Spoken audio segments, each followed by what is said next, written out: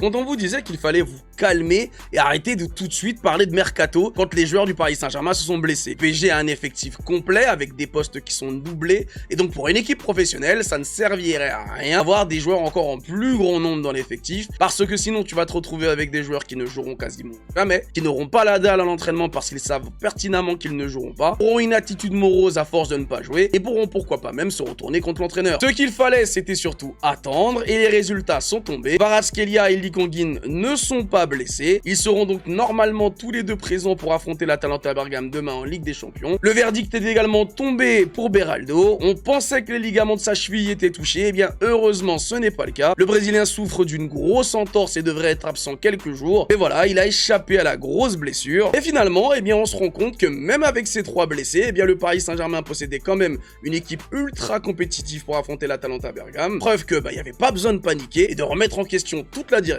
D'ailleurs, Luis Campos en a parlé hier soir dans son interview chez RMC. Le fait d'avoir un effectif juste compte est quelque chose qui a été voulu de la part de la direction, car ça permet de maintenir les joueurs en alerte. Comme ça, ceux qui jouent moins saisiront leur chance lorsqu'il y a des blessés et du suspendu. Il n'y aura donc plus cette politique de loft comme il y avait auparavant, et chaque joueur mordra les minutes que lui donnera Luis Enrique comme un mort de faim.